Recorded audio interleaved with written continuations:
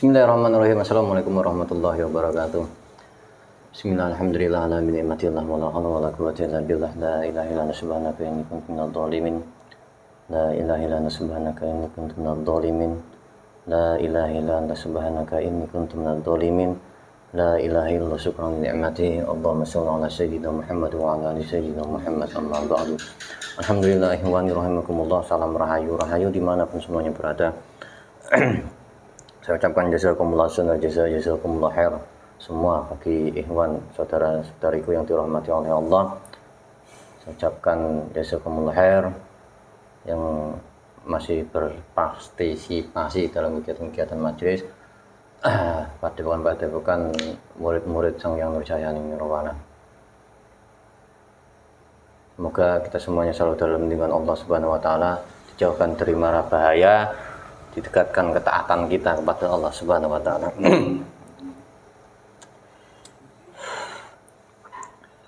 Jadi kita konten tentang pembaharuan kepemimpinan apa sih? Presiden.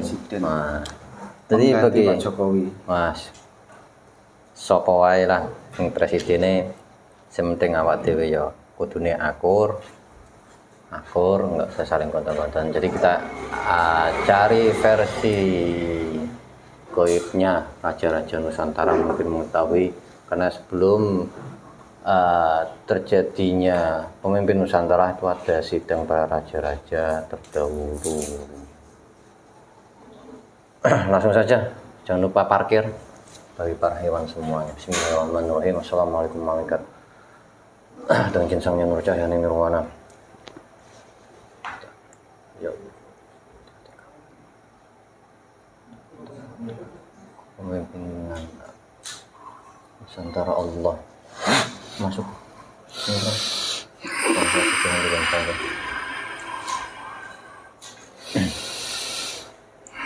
Tak jadi penonton yang bijak semuanya.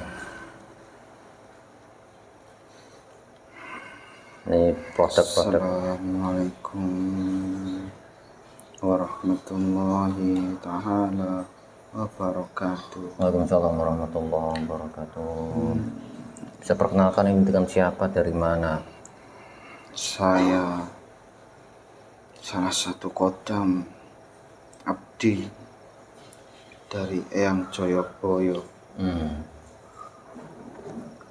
Punya nama tidak?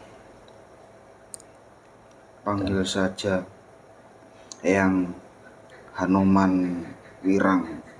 Nah, ini sudah datang dengan keadaan sungkem, berarti sudah tahu ini di mana dan siapa yang manggil. Sudah Paham ya? Alhamdulillah, saya sudah menjadi barisan dari golongan raja-raja Nusantara. Alhamdulillah lah. Ini ada perlu apa sekiranya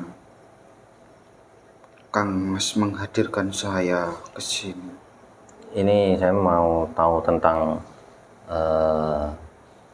kalau yang saya ketahui itu kan dari beberapa pertemuan dengan sosok-sosok seperti sampean ini, sebelum Nusantara ini akan dipimpin oleh suatu presiden, itu kan pasti ada sidang, dan sidang itu sudah ditetapkan di ranah gaib sana untuk menjadikan siapa yang akan memimpin Nusantara ini. Nah, untuk saat ini kan banyak kericuhan yang terjadi di pemerintahan saat ini, atau pemilihan saat ini kan ada rancu. Lah, terus tanggapan aslinya bagaimana pemimpin raja-raja Nusantara waktu ada sidang dulu, ini yang ditetapkan siapa? Kalau boleh tahu. Sebelumnya itu terlalu jauh. Tapi kita mulai dengan hal yang kecil dahulu. Seorang pemimpin Nusantara itu sudah dicetuskan sebelum ia lahir. Dari zaman dahulu sudah ada yang menjadwalkan siapa-siapa yang akan menjadi pimpinan dari Nusantara. Dari era-era kerajaan pun sudah ditata. Dan presiden dari Bapak Insinyur Soekarno itu sudah ditata untuk mensejahterakan Nusantara ini. Jadi penataan itu, orang-orang yang akan menjadi presiden adalah terah-terahnya raja-raja Nusantara terdahulu yang terpilih. Jadi banyak sekali yang akan jadi presiden, hanya satu yang terpilih, yang kuat wadahnya, yang kuat rohaninya, yang kuat mentalnya. Walaupun dikatakan oleh manusia dia itu jelek, tapi belum tentu rohaninya bagus, karena sang pemilik rohani itu adalah Allah Subhanahu wa Ta'ala. Bagaimanapun kondisinya orang tersebut, jikalau Allah sudah berkehendak menjadi baik dan dijadikan orang-orang baik dan dijadikan orang-orang pilihan, ya tentu sangat mudah bagi Allah Subhanahu wa Ta'ala. Semua pemilihan dari era zaman setelahnya Pak Soekarno itu pasti ada kericuhan. Itulah yang membuat gonjang-ganjing dunia. Akibat dari kericuhan itu menimbulkan sisi negatif yang sangat besar, bencana di mana-mana, huru-hara di mana-mana. Dan siapapun yang akan menjadi presiden pasti akan diterpa oleh hujatan. Ini pasti ulah kamu, akibat kamu jadi presiden. Nusantara marah besar. Padahal tidak semudah itu bilang seperti itu. Semuanya punya fase sendiri-sendiri. Siapapun yang akan menjadi presiden di tahun ini akan banyak sekali ketidakadilan yang diunggahkan oleh lawan politiknya. Nah, terus tanggapan kita ini sebagai masyarakat ini bagaimana? Harusnya itu seperti apa? Apakah emang benar ada kecurangan-kecurangan dalam pemilihan-pemilihan yang saat ini? Kembali ke Jawa. Jawa rukun, adem, ayem, tentrem, saling menghormati, saling menyayangi, saling mengasihi. Semua yang diajarkan oleh orang-orang Jawa terdahulu, yaitu ya sopan santun, adabnya harus didahulukan daripada nafsunya untuk menjadi seorang yang berkuasa di Nusantara ini. Dan apa yang sudah dikatakan oleh leluhur Islam, barang siapa yang akan menjadi pemimpin, walaupun itu orang kafir, harus kita hormati, harus kita taati. Jika sudah melenceng, baru kalian silahkan untuk berperang melawan ketidakadilan dengan caranya yang bagus dan sopan santun. Loh, perangnya dengan cara yang bagus itu gimana? Ini kan cara perang yang bagus itu adalah melengsarkan dengan bukti-bukti nyata. Harus mempunyai sidang di alam nyata. Sidang-sidang tidak ada untuk-untukan seperti kelas TK. Semuanya itu ada jalannya, tidak perlu dengan huru-hara. Silahkan berdemo, tapi harus mempunyai sifat yang adil dan sopan santun, serta ramah tamah. Nah iya, ini kan polemik saat ini terjadi itu kan ada katanya kecurangan dalam pemilihan saat ini. Kalau kecurangan semuanya curang, tidak ada yang benar. Yang hanya benar Allah Subhanahu wa Ta'ala. Mereka membenarkan dirinya, mereka membenarkan timnya, tidak melakukan sesuatu hal yang buruk. Itu adalah kegiatan yang munafik. Nah terus ini tanggapan tentang para goib-goib yang ada di sana saat ini kan yang sudah ditetapkan sebagai hasil dari pemilihan ini kan yang jadi presidennya itu Pak Prabowo Gibran.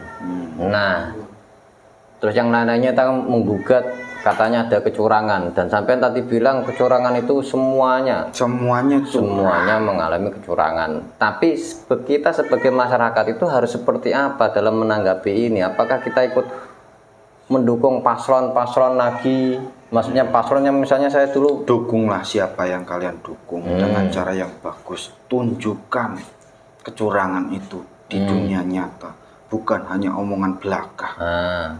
Kalau omongan belaka berarti itu tandanya sudah fitnah. Fitnah itu lebih kejam daripada pembunuhan. Orang-orang munafik itu juga akan dimasukkan dalam neraka well. Berarti tanggapan kita saat ini, saya ini contohnya ya, sudah berarti menerima hasil keputusan ini legowo saja. Lihatlah perkembangannya. Siapapun yang jadi pimpinan kalian harus dihormati dan ditaati. Jika tidak suka dengan pimpinannya, silahkan dengan caranya sendiri, bukan cara kekerasan, tapi dengan cara yang keadilan. Silahkan minta keadilan kepada pimpinan-pimpinan kalian dengan cara yang bagus. Semua sudah ditata oleh Allah Subhanahu wa Ta'ala. Tinggal kita mau menerima atau tidak, urusan masing-masing, tergantung masing-masing.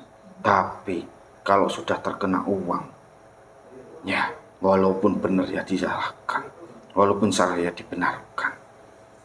Nah ya maksudnya sikap kita ini sebagai masyarakat ini kan bimbang dengan katanya kita itu mau diarahkan kemana ini, maksud saya dari para leluhur goib ini diarahkannya ini harus bagaimana kita dalam menanggapi kejadian yang saat ini terjadi. Katanya ada kecurangan, semuanya biarkan kecurangan saja dulu. Karena ini semuanya sebagai pemicu munculnya Sang Ratu Adil. Jadi setelah ketidakadilan ini ada di dunia ini, Sang Ratu Adil akan ada untuk mengadili seluruh orang-orang yang ada di Indonesia dan akan menjadi pimpinan untuk mensejahterakan Indonesia. Jadi tunggulah saja sampai ketidakadilan ini berakhir dan akan dituntaskan oleh beliau Sang Ratu Adil. Jadi pada dasarnya siapapun yang nanti yang mimpin, hasil dari keputusan dari sidang-sidang yang saat ini terjadi, sidang-sidang katanya ada kecurangan dalam pemilihan, maksudnya diri kitanya itu harus bagaimana? Ya menerima. Ya mau bagaimana lagi? Menerima dengan legowo. Makanya nggak harus tidak terasa. Ya nanti akan perang saudara. Itu yang lebih berbahaya. Itu lebih berbahaya. Perang saudara itu lebih berbahaya daripada perang dengan orang munafik ataupun orang-orang kafir. Berarti gejolak-gejolak kecurangan dalam pemilu, pemilihan ini juga bagian dari antara pemecah bangsa. Betul. Dan puncaknya Ratu Adil turun. Semuanya akan menyaksikan dengan mata kepala sendiri. Keadilan yang ada di Indonesia ini akan tampak. Mulai dari Sabang sampai Merauke. Semuanya akan adil dan rata. Tidak ada yang dinamakan pedalaman ataupun terpencil ataupun yang paling jauh. Semuanya akan sama rata, adil dan makmur. Oke. Sudah cukup mungkin lah. Sang Ratu Adil akan datang jika pemimpin di Indonesia ini sudah tidak mampu melaksanakan tugasnya, dan seorang presiden itu nanti akan dibawahi oleh Ratu Adil dan akan dibimbing menuju kesejahteraan dan ke zaman keemasan. Jadi jangan sampai kalian berperang saudara. Apalagi kalian umat muslim di dunia ini, di dunia Nusantara ini, bumi Nusantara itu sangat banyak umat muslim. tapi kalian akan terpecah belah dengan salah satu paslon. Itu sangat rugi bagi kalian, rugi yang sangat besar. Bisa memecah agama kalian, bisa memecah persaudaraan kalian, bahkan di suatu rumah pun akan terpecah belah, karena ini sangat berbahaya. Nah, itu yang saya maksudkan tadi. Maksudnya diri kita itu kan sebagai, kadang mungkin dalam satu rumah beda pilihan, terus kita harus bagaimana. Maka nanti jadi gondok-gondokan, ini kan nggak lucu toh. Ya, kembali lagi ke legowo. Semuanya harus menerima. Pemilihan itu ada yang menang, ada yang kalah. Jikalau menang tidak boleh menghina yang kalah, dan yang kalah tidak boleh memprotes siapapun yang menang. Harus saling merangkul, harus saling berbaur, tidak boleh A, B, C, D, E. Semuanya sama rata. Kita sama-sama makan, kita sama-sama minum, kita sama-sama hidup. Ya harus rukun, adil, dan makmur. Rukun tetangga itu lebih utama daripada rukun yang jauh, karena tetanggalah yang akan mengurusi kita saat kita mati. Biarkan yang jauh berkuar-kuar, asalkan tetangga dengan tetangga kita itu aman dan sejahtera. Jadi ini saya kesimpulkan ya. Silahkan. Jadi mau siapapun presidennya, kita legowo, kita terima, nanti juga akan dibimbing atau ada yang mengarahkan dari para guru-guru spiritual di alam gaib sana. Itu sudah pasti. Sudah pasti. Karena Sang Ratu Adil itu dibimbing oleh para ruh-ruh raja-raja Nusantara. Bahkan Eyang Semar pun turun membimbing beliau. Jadi bagi siapapun presidennya, siapapun pilihannya, itu kan udah kita terima hasilnya. Jangan sampai kita ikut berbaur dalam menebar kebencian. Betul. Itu yang harus, itu yang seharusnya terjadi. Bukan menambah kericuan di Indonesia. Kericuan itu hanya ada di dunia sosial, media sosial. Tapi untuk di masyarakat sekarang sudah aman.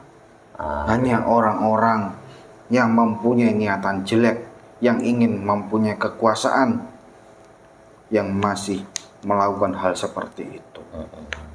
Itu adalah sengkuninya Indonesia. Oke, dan mungkin cukup, terima kasih. Nanti biar saya jabarkan lagi. Pada dasar intinya itu diri kita legowo, menerima keadaan yang